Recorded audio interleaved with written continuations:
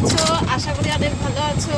তো বন্ধুরা দেখো, সকাল সকাল বের হয়ে পড়েছি বাজারের উদ্দেশ্যে। তো বরমশাই আর আমি দুজনে মিলে বাজারে যাচ্ছি।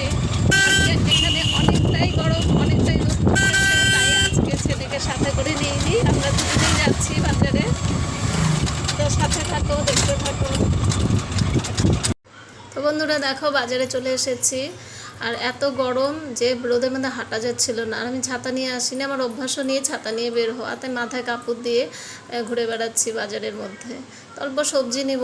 তো দেখো, দেখাচ্ছি তোমাদেরকে কীরকম রোদ উঠেছে। এই রোদের মধ্যে কি ছেলেকে নিয়ে বের হওয়া যায় বলো? কিন্তু ছেলেটা আমার ভীষণ ঘুরতে ভালোবাসে, তাই মনটা চটপট করছে।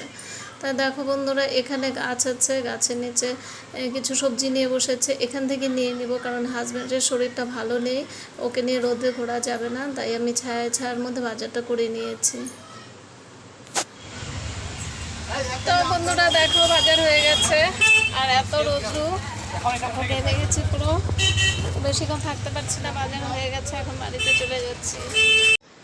বাড়ির উদ্দেশ্যে রওনা করে দিয়েছি। বাড়িতে গিয়ে আগে ছেলের সাথে দেখা করে নেব। তো ছেলের সাথে দেখা করেছি, মনটা ভীষণই খারাপ ছিল, কারণ ওকে নিয়ে যায়নি।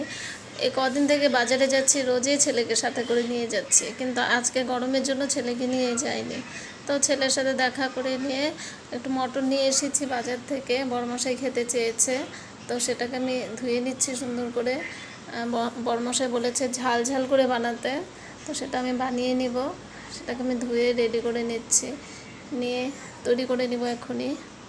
হাজব্যান্ড যেটাই খেতে চাচ্ছে, মনের থেকে ভীষণ ভালো লাগছে। 3-4 মাস থেকে আমার হাজব্যান্ড অসুস্থ, কিছুই খেতে চাচ্ছিল না, এখন একটু একটু করে খেতে চাচ্ছে। আজকে যেরকম মটন খেতে যাচ্ছে, কালকে যেরকম ছোলার ডাল পালং শাক দিয়ে খেতে চেয়েছিল, করে দিয়েছি।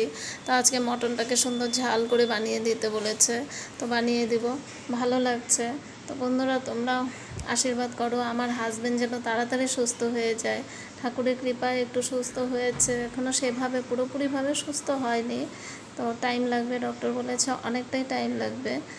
তো যাই হোক, এখন আমি একটু উন্নতি দেখছি, মনটা ভালো লাগছে, ফ্রেশ লাগছে। সুন্দর করে আমি যেভাবে হাজব্যান্ড বলেছে সেইভাবে মশলা দিয়ে দেখো সব কিছু রেডি করে নিয়েছি, সুন্দর করে ঝাল ঝাল করে বানাবো। সব মশলা দিয়েছি, এখন ভালো করে মেখে নিচ্ছি। তো দেখো বন্ধুরা, মাখা হয়ে গেছে প্রায়। বরমশাইয়ের সাথে কথা বলতে বলতে আমি মাংসটাকে রেডি করছিলাম, তাই হাসি পাচ্ছিল, হাসির কথা বলছিলাম, আমি ভিডিও বানাচ্ছি, হাসাচ্ছিল। হেসে হেসে আমি কাজ করছি, ভালো লাগছে। অনেক দিন পরে আমার মুখে হাসি এসছে। তো বন্ধুরা দেখো, মাখা কমপ্লিট হয়ে গেছে, এবার আমি বসিয়ে দিব রান্নাটা। রান্না বসিয়ে দিয়েছি, মটন কষা। তো দেখো রেডি হয়ে গেছে প্রায়,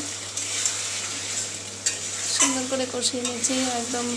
আমার বরমশাই যেরকমভাবে খেতে চেয়েছিল সেইভাবে করছি, চেষ্টা করছি, হয়েছে কিনা সেটা খেয়ে বলে দেবে।